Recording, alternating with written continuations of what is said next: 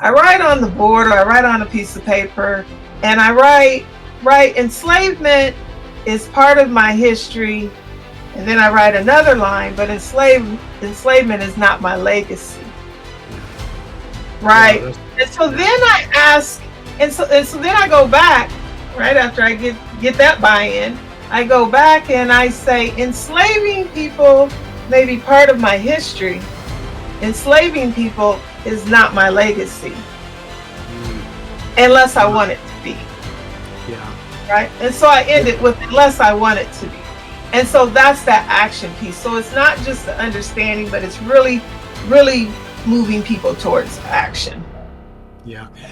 I think, as I mentioned in the intro, that I think more and more, and I'll say specifically, white people are are waking up to the fact that something is horrible wrong.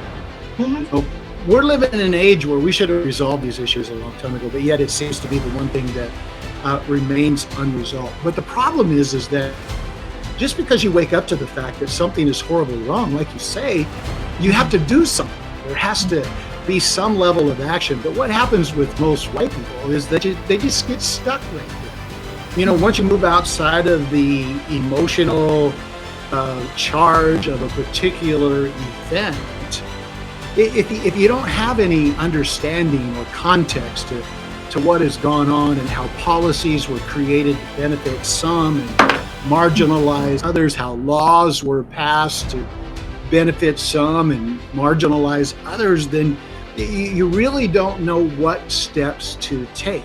And so we've got to come to a place where we help people who are beginning to recognize that, again, something is wrong but don't know what to do, how to get unstuck and how to take those first steps. So obviously building some cross-cultural relationships help, but also we need to gain some understanding about what has happened in the past, own Right. that, embrace that, so that Right. ultimately we can move into some kind of a repair.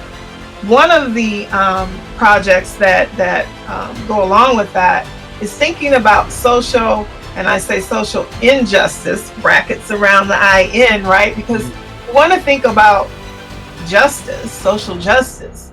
But until we talk about the injustice and we sit with that for a while, we can't get to the justice. And really, what we mean by justice, we just need equity.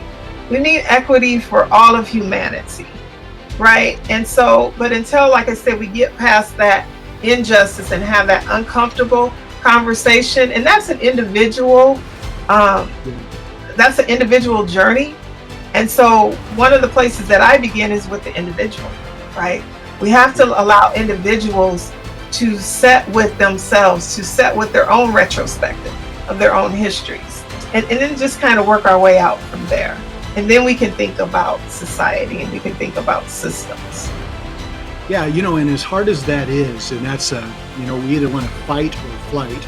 We when we are dealt with some truth in our own lives. But until people gain an understanding of what's happened, what's really going on, they're really not going to have the motivation to do that. They're not going to have the motivation to, I like how you said, sit in that uncomfortableness, the knowledge of that truth, and allow it to ultimately bring about some change in their life.